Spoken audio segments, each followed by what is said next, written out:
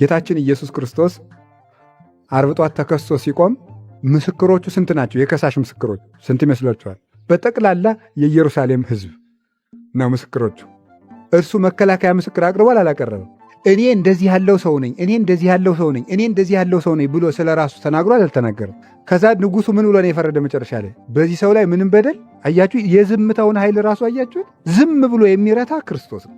ዝም ብሎ ነው የረታቸው ማለት። አንድ አልተሟገተም፣ ምስክር አላቀረበም፣ ዝም አለ። እንግዲህ ስለ ክርስቶስ ለጲላጦስ ሌላ ያስረዳው ሰው የለም። እኔ በዚህ ሰው ላይ ምንም በደል አላገኘው። በዝምታው ካህሊነቱን ገለጠና ከዚያ ሰማይና ምድር ሁሉ የእሱን ጌትነት መሰከሩ። ፀሐይ፣ ጨረቃ፣ ከዋክብት ሁሉ ብርሃናቸውን ገፈፉ። ለእኛ ብርሃንን ሰጥተህ የፈጠርክን አንተ እርቃንህን ልትታይ አይገባም ብለው ለሱ እርቃኑ እንዲሸፈን ከ6 ሰዓት እስከ 9 ሰዓት ድረስ ምን አደረጉት? ብርሃናቸውን ሸፈኑ። አባ ጊዮርጊስ ዘጋስጫ ኢትዮጵያዊ ሊቅ ምን አለ? ፀሐይ ጨለመ፣ ጨረቃ ደም ለበሰች፣ ከዋክብት ረገፉ፣ ብርሃን ያለበሳቸውን ጌታ ራቁቱን እንዳያዩ አለ። እንግዲህ ተመልከቱ፣ ፀሐይ፣ ጨረቃ፣ ከዋክብት ጌታቸውን አወቁ፣ አይሁድ ግን አላወቁትም። ቅዱስ ዮሐንስ አፈወርቅ ደግሞ ምን ብሎ የሚናገረው? አለት በክርስቶስ ደም ሲከፈት የአይሁድ ልብ ግን እንደተዘጋዋል አይደለም? እንደተዘጋዋል። አለት ግን የክርስቶስ ደም ጠብ ሲልበት ያን መሸከም አቅቶት ተከፍቷል። እነዚህን ሁሉ ኃይሎቹን መቃብራትን በመክፈት በደሙ ሙታንን በመቀስቀስ ከ500 ብቅ የሚሉ ሙታንን ወይም ከ500 በላይ የሆኑ ሙታንን ከመስቀሉ ስር አስነስቶ ቅዱስ ጳውሎስ አንደኛ ቆሮንቶስ ምዕራፍ 15 ላይ እነዚያ ከመስቀሉ ስር የተነሱ ባልንጀሮች ዛሬም በከተማ አሉ ብሎ እንደተናገረ የትንሣኤው ምስክር አድርጎ ዕለቱ የእሱ እንደሆነ ለማመልከት ዕለቱን ከፍሎ እስከ 6 ሰዓት ቀን ከ6 እስከ 9 ጨለማ ከዚያ በኋላ ብርሃን አድርጎ ቀንና ሌሊት ራሱ የእሱ ተላላኪዎች እንደሆኑ አሳያቸው። ተቀበረ። ታላላቅ የሆኑ ታላቅ ደንጊያ አምጥተው ዘጉ በመቃብሩ አፍ ላይ። የሮም ወታደሮችን ጠባቂ አድርገው ሾሙ፣ ቆለፉበት፣ በሮም ማኅተም አተሙት። የዘመኑን ሕግ ደግሞ እንዳትረሱ በዘመኑ ተልኮ ተሰጥቶት በዘመኑ አንድ ወታደር የሆነ ጥፋት ካጠፋ የሚቀጣው በስቅላት ሞት ነው። ልብ ብላችሁ ስሙ፣ በስቅላት ሞት ነው። ስለዚህ እንዳትረሱ፣ በስቅላት ሞት ነው የሚቀጣው። አሁን ስለዚህ እነዚያን ጠባቂዎች ተቀመጡ። እነዚህ ጠባቂዎች እንቅልፍ ይወስዳቸው ይችላል አይችልም? ገምቱ። ሊወስዳቸው ይችላል ወይስ አይችልም? አይችልም። ለምን? እንቅልፍ ወስዷቸው አንድ ነገር ከመቃብሩ ቢከሰት ምን ይገጥማቸዋል? ጧት የስቅላት ሞት ይጠብቃቸዋል ማለት ነው። ስለዚህ ነቅተው ነው ሲጠብቁ ያደሩት። ክርስቶስ ግን እንኳን ዘበኛ የሞት አፍም አይዘውም። የሞት ጥርስ እንኳን ነክሶ አላስቀረው። ከዚያ በኋላ ተነሳ በታላቅ ኃይል። መቃብር ክፈቱልኝ፣ መግነዝ ክፈቱልኝ፣ ድንጋዩን አንሱልኝ ሳይል ተነሳ። ድንጋዩን እንኳን አንከባለው የተገኙት መላእክት ናቸው። በኋላ ለሴቶቹ የከፈቱላቸው ተነሳ። ደቀ መዛሙርቱ በተዘጋ ቤት ውስጥ እንዳሉ መጥቶ ሰላምን ሰጣቸው። ከዚያ በኋላ እንግዲህ ትንሣኤው ተገለጠ፣ ለደቀ መዛሙርት ተገለጠ። እንደገና ደግሞ ምን አደረገ? ክርስቶስ እንደተነሳ እስኪያርግ ለደቀ መዛሙርት ትንሣኤው እስኪገባቸው ድረስ ምን አደረገ? 40 ቀን አብሯቸው ቆየ። በሐዋርያት ልቡና የትንሣኤው ምስጢር እስኪሳልባቸው ድረስ መንፈስ ቅዱስን ላከ። ተስፋውን በመፈጸም በእርግጥ ክርስቶስ ሙቶ እንዳልቀረ አስረዳ። ኋላ በደቀ መዛሙርቱ እጅ በሚደረገው ታምራት ሙታንን ሲቀሰቅሱ፣ አጋንንትን ሲያወጡ፣ ደውያት ሲደነግጡላቸው፣ ፍጥረት ሲታዘዛቸው ደግሞ በደቀ መዛሙርቱ እጅ በሚያደርገው ኃይል እውነትም ክርስቶስ ሕይወት መሆኑን አስረዳ። ያ የትንሣኤው አምላክ ዛሬም ከቤተ ክርስቲያን ጋር ይኖራል። ልክ በክርስቶስ ላይ የተገጠመው ደንጊያ፣ የተቀጠሩት መቃብሯት፣ የአይሁድ የሐሰት ምስክር የክርስቶስን ትንሣኤ ሐሰት ማድረግ እንዳልተቻለው በቤተ ክርስቲያን ላይ ያልተቆለፈ ቁልፍ፣ ያልተሳለ ሰይፍ፣ ያልተመከረ ምክር፣ ያልተሰበሰበ ሰራዊት የለም። እስከ ዛሬ ድረስ ቤተ ክርስቲያን ላይ ይመከራል። የክርስቶስ ትንሣኤ እያከሸፈው ቤተ ክርስቲያን እስከ ዛሬ ትኖራለች። ይሄ የትንሣኤው ምስጢር ነው። ደስ ይላችሁ ይገባል። ስለዚህ ቤተ ክርስቲያን ራሱ ክርስቶስ ለመነሳቱ ምስክር ናት።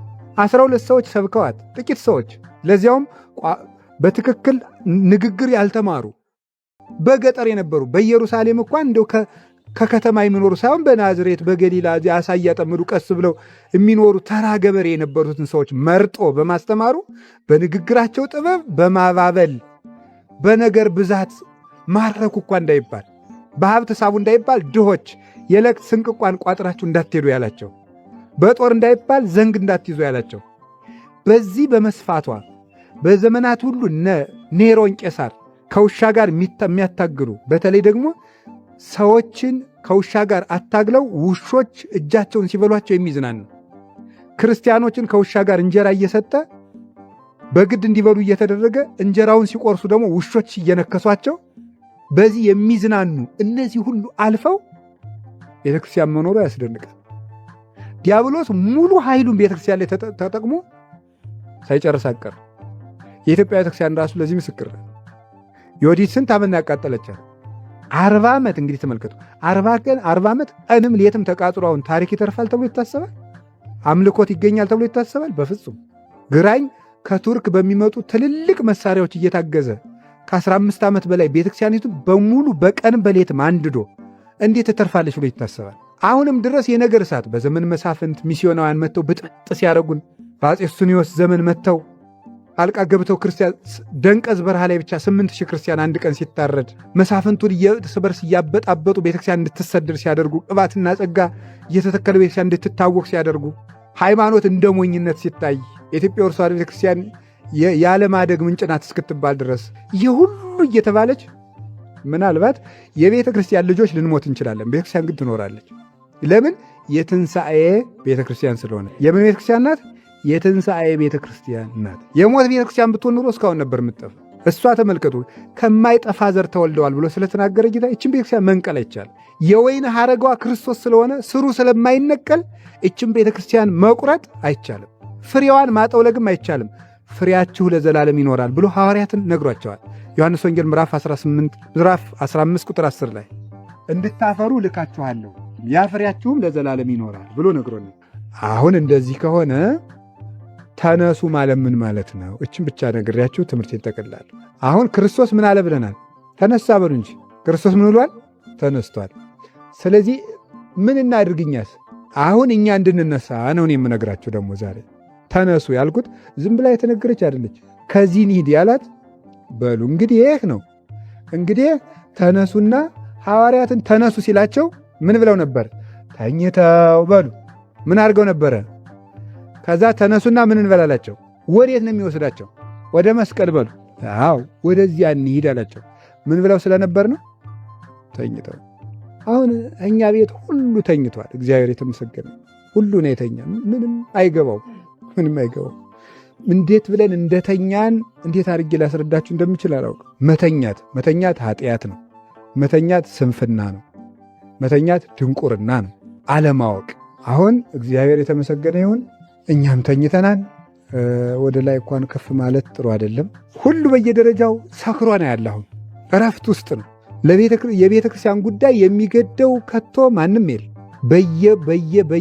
በየመስኩ ሁሉም ሰው እንቅልፍ ውስጥ ነው ያለው። ከዚያ እንቅልፍ ተነሱ ነው የሚለን ጌታ። አንተ የተኛህ ንቃ፣ ክርስቶስ ያበራልሃል ብሏል ቅዱስ ጳውሎስ ኤፌሶን ምዕራፍ 4 ላይ ሲናገር፣ አንተ የተኛህ ንቃ፣ ክርስቶስ ያበራልሃል። ድንቁርና አንድ እንቅልፍ ነው። አሁን ታሪክ አናውቅም። የቤተክርስቲያን ታሪክ የሚያውቅ የለም። የቤተክርስቲያን ታሪክ መጽሐፍ ቅዱስን ሰው አያውቅም። አሁን የሆነ ሰው መጥቶ እናታችሁን ላስተዋውቃችሁ ቢላችሁ ምን ትላላችሁ? እቺ እናትህ ናት፣ ስሟ ወይዘሮ መሰረት ትባላለች፣ የወለደች በዚህ ቀን ነው ቢላችሁ አሁን ምን ትላላችሁ? ኧረ አርፈ ተቀመጥ እኔ ያውቃታለሁ አትሉ? አሁን የቤተ ክርስቲያን ምዕመናን መጽሐፍ ቅዱስን የምትኖር ቤተ ክርስቲያን የምትናገር አይደለችም። የምትኖር ቤተ ክርስቲያን መጽሐፍ ቅዱስ እንደማታውቅ መጽሐፍ ቅዱስ እንዲህ ነው የሚለው፣ መጽሐፍ ቅዱስ እንዲህ ነው የሚለው፣ መጽሐፍ ቅዱስ እንዲህ ነው የሚለው ብለው ገለባ ተሸክመው የሚመጡ ሰዎች እንደ አዲስ እንዳልበራለት ሕዝብ ሲቆጠር በጣም ነው የሚገርመኝ። ይሄ ምንድን ነው ያመጣው? ስንፍና ማለት ነው። መጽሐፍ ቅዱስ በቀን እንድናነብ ግጻዌ የሚባል መጽሐፍ አላት ቤተክርስቲያን። ግጻዌ ማለት 365 ቀን ከብሉይ ኪዳን አንድ፣ ከአዲስ ኪዳን አንድ፣ ከጳውሎስ መልእክት አንድ፣ ከወንጌል አንድ፣ ከሐዋርያት መልእክት አንድ፣ የሐዋርያት ሥራ አንድ አድርጋ በቀን እንድናነበው የተሰራ ቅዱስ ያሬድ የሰራው መጽሐፍ። ማንኛውም ኦርቶዶክሳዊ መጽሐፍ ቅዱስን በቀን የማንበብ ግዴታ አለበት። በቀን መጽሐፍ ቅዱስ አንድ ክርስቲያን በቀን 30 ምዕራፍ መዝሙረ ዳዊት የመጸለይ ግዴታ አለበት። ኦርቶዶክስ 30 ምዕራፍ። ምናልባት ሌሎቹ መጣችሁ በጌታ በኢየሱስ ስም መጽሐፍ ቅዱስ ልስበክ የሚለው አንድ ምዕራፍ መጽሐፍ ቅዱስ ሳይጸልይ ቁርሱን እየበላ ያለ አንብቦ መጥቶ ነው እንደዛ የሚለው ማለት አልጸለየም። ከጸለየም ጌታ ኢየሱስ ሆይ በቃ እንደዚህ አድርግ ብሎ መምጣት ግን በቀን ይውላችሁ። አሁን ሰምታችሁኛል። አንድ ኦርቶዶክሳዊ መዝሙረ ዳዊት መጽሐፍ ቅዱስ ነው አይደለም 30 ምዕራፍ መዝሙረ ዳዊት እንዲጸልይ ቅዱስ ጳውሎስ መዝሙራትን ዘምሩ በሁሉ አመስግኑ ስላለ ቅዱስ ያሬድ 150ውን ዳዊት በ7 ቀን ከፍሎ 30 መዝሙር እንድንዘምር ታዘናል። 30 ምዕራፍ መጽሐፍ ቅዱስ የሚያነበው ኦርቶዶክስ መጽሐፍ ቅዱስ አታነብም ይባላል። በስጋ ወጥ ግጥም አድርጎ የበላን ሰውዬ ቆምክን ስለዋልክ እስኪ ቆሎ ይባላል አይባልም? በፍጹም እግዚአብሔር በሚያውቅ። ታዲያ መሳቂያና መሳለቂያ እንደማናውቅ ማንኛውም ኦርቶዶክስ በልብሱ ባነጋገሩ ክርስቶስን የመስበክ ግዴታ አለበት። ለምሳሌ አሁን ይሄ ቆብ አለ። ይህን ቆብ ፀሐይ እንዳይመታ አይደለም የለበስኩት። ክርስቶስ በድንግልና ኖረና ምን አደረገ? የሾህ አክሊል አደረገ። መነኮሳት በድንግልና ይኖሩና ምን ያደርጋሉ? የሾህ አክሊሉ ምሳሌ የሚሆን ቆብ ያደርጋሉ። ይሄ ቀሚሱ ክርስቶስ በዕለተ ዓርብ የለበሰውን ቀሚስ ነው የሚያመለክተው። አንተ በዕለተ ዓርብ ለእኔ ስትል ከለሜዳ እንደለበስክ እኔም ደግሞ ለአንተ ቀሚስ ተቀብዬ ለብሼ ያንተን መከራ እከተላለሁ። ቢቻለኝስ ክርስቶስን በሞቱም ልመስለው እወዳለሁ ብሎ ቅዱስ ጳውሎስ ፊልጵስዩስ ምዕራፍ 3 ቁጥር 11 ላይ እንደተናገረ ያንን እንድንመስል ነው የተደረገ። እያንዳንዱ ነገር ለክርስቶስ ካልሆነ ክርስትና የለም። እያንዳንዱ ነገር ይህንን ስንፍናችን ማን በነገረን ነው። እንዲህ ቅዱስ ጳውሎስ እኛ እኮ የቅዱስ ዮሐንስ አፈወርቅ ልጆች ነን። ቅዱስ ዮሐንስ አፈወርቅ ምን እንደሚል ታውቃላችሁ? የቅዱስ ጳውሎስን 14ቱን መልእክት በሳምንት 2 ጊዜ አነባቸዋለሁ። በሳምንት 2 ጊዜ በሉ። 14ቱን በሳምንት ስንት ጊዜ? 14ቱን በሳምንት 2 ጊዜ። ከዛ ምን ይላል መሰላችሁ? እንደገና ደግሞ ቅዳሴ ላይ ከእናንተ ጋር ስሰማቸው እንደ መሰንቆ ድምፅ ልቤን ይመስጡታል ይላል። ሳስቼ ሰማቸዋለሁ ይላል። ከቅዱስ ጳውሎስ መልእክት ትንሿ ምዕራፍ ቅዳሴ ላይ ስትነበብ ከሳምንት 2 ጊዜ ዘልቄው እንደገና ልቤን እንደ መሰንቆ ይመስጠኛል የክርስቶስ እስትንፋስ ነውና ብሎ ይነገራል። የእነዚህ ልጆች ነን እኛ፣ የእነዚህ ልጆች ነን። እንኳን ለተጻፈው ቃል ለመጻፉ ፍቅር ያለን አባ ጊዮርጊስ ዘጋስጫ 80 መጻሕፍትን በአቅማዳ ከቶ ብራናውን ተሸክሞ የክርስቶስ ቃል ሆይ በእኔ ይደርብኝ ቀን ሲያነበው እየዋለ ሲተረጉመው እየዋለ መጽሐፉን ተሸክሞ እናንተ የክርስቶስ ትንፋሶች በእኔ ይደሩብኝ እያለ ተሸክሞ ቤተክርስቲያኑ ይዞር ነበር። አባቶቻችን ያስተማሩን እንደዚህ ነው። ቅዱስ ቂርቆስን ክርስቶስን ካድ ብለው የ3 ዓመት ልጅ ነው መርዝ ይሄ መራራ ቅጠል በጥብጠው ሲገጡት ምን እንዳለ አልህ ለጉሮሮዬ ጠፋጭ ነው ብሎ ነበር የተነገረ። ይሄ መጽሐፍ ቅዱስ ነው። ከንጉሱ ፊት ሄዶ እንዴት ያለ ሰላም ያለ ሕፃን አለው። አዎ ለእኔ ሰላም ይገባኛል፣ ለአንተ ግን ሰላም አይገባህም፣ ለዝንጎች ሰላም የላቸውም ይላልና። ማን እንደዚህ ብሎ የተናገረ? ኢሳይያስ። ሰማዕታት መጻሕፍትን እየጠቀሱ ነው ያስተማሩ። እንዳለ ድጓው አሁን ዘርግቼ እያነበብኩ አሁን ብተረጉምላችሁ ብናብራራው በአማርኛ መጽሐፍ ቅዱስ ሙሉ ነው ያለ። እናንተ ግን እግዚአብሔር የተመሰገነ ይሁን ምን አለባችሁ 2 ጥቅስ የመጣ ሰው ሲያዋዥቃችሁ ይውላል። በደንብ ማወቅ አለባችሁ። መጽሐፍ ቅዱስ ማንበብ አለባችሁ፣ መማር አለባችሁ። ሰው እስከ 7 ሰዓት ፌስቡክ ሲያውሎ 3 ሰዓት ይነሳና ደግሞ መልሶ የሚያምኑ ነው ፌስቡክ። ኧረ እባካችሁ ከዚህ ተነሱ፣ ከዚህ እንነሳ በሉ። አዎ ከስንፍና መነሳት አለባችሁ። ከማይጠቅማችሁ ወሬ፣ ከማይጠቅማችሁ ጭቅጭቅ፣ ከማይጠቅማችሁ ንትርክ መውጣት አለባችሁ። በቃ የማይጠቅማችሁ ነገር ተውት። የሆነ ሰው ራሱ ጓደኛ ተጣልቷችሁ ቴክስት ከጻፈል ያን በመመለስ ጊዜ ማባከን የለብህም። ከሱም ውጣ፣ ተው ዝም ብለህ። አይ ወንድሜ መስሎህ ከሆነ ይቅርታ፣ እኔ እንደዚህ አላሰብኩትም፣ ሌላ ጊዜ ተገናኝተን እናወራለን ብለህ ዝጋ። ቴክስት አንብበህ አሽርሃለሁ እያልክ ጊዜ ማባከን የለብህም። እንዴ ለምን ታባክናላችሁ? ጊዜ በጣም ውድ ነው። ጊዜ ምንድን ነው? ሕይወት ነው። ሕይወትህን ያበላሽብሃል። እንዴ ዘመናቸውን በሙሉ መጽሐፍትን ሲመረምሩ የነበሩት አይሁድ እኮ አልጸደቁበትም። 3 ሰዓት አብሮት የዋለው ወንበዴ ግን አቤቱ በመንግሥትህ እነዚያ በ40 ዓመት ያልተጠቀሙትን እሱ 3 ሰዓት ተጠቅሞ ነው የጸደቀ። ከተጠቀምክበት ከ300 ዓመት ጅልነት የ3 ሰዓት ብልህነት ይሻል። ጊዜህን ማባከን አይገባም። ክርስቶስ ይህን ጊዜ የሰጠን እንድንጠቀምበት ከእሱ ጋር እንድንመሰጥበት ነው። በጣም በጣም በጣም አንድ የበረሃ አባት በበረሃ የሚኖር አባት ነው። በክርስቶስ ማመን ማለት ለክርስቶስ መሞት ማለት ነው ይላል። እስኪ በሉ በክርስቶስ ማመን ማለት ለክርስቶስ ምን ማለት ነው? መሞት ማለት ምን ማለት ነው? መለየት ማለት ነው። አንተ ከምትወደው ክርስቶስ ከሚጠላው ነገር መለየት አለበት። ለክርስቶስ እሱ ለአንተ እንደሞተ አንተ ደግሞ ለእሱ መሞት አለበት። እሱ ሊያድንህ ነው የሞተው፣ አንተ ግን እሱ እንዲያከብርህ ነው የምትሞተው። ያንን አድርግ ነው እና መነሳት እምላችሁ ከስንፍናችሁ ጊዜን ከምታባክኑበት፣ ቁጭ ብላችሁ ከምታወሩበት፣ ለውጥ የማታመጡበትን ፖለቲካ ከምታወሩበት፣ ረጅም ፊልሞችን ከምታዩ፣ ረጅም ድራማዎችን ከምታዩ መጽሐፍ አንብቡበት። መጽሐፍ ቅዱስ የመጀመሪያ የሕይወት መመሪያችሁ መሆን ይገባዋል። ማለዳ አንድ ምዕራፍ፣ ማታ ራሱ ከመተኛታችሁ በፊት የተቀደሰ ነገር ሰምታችሁ ነው። መኝታችሁን በረከሰ ነገር መደምደም የለባችሁ። የተቀደሰ ነገር አይታችሁ ከተኛችሁ ሌሊቱ ሁሉ የተቀደሰ ነገር ታያላችሁ፣ በሕልማችሁ እንኳን ሳይቀር። ስለዚህ ጊዜን መጠቀም፣ ቦታን መጠቀም፣ እስኪ በሉ ቦታን መጠቀም በሉ።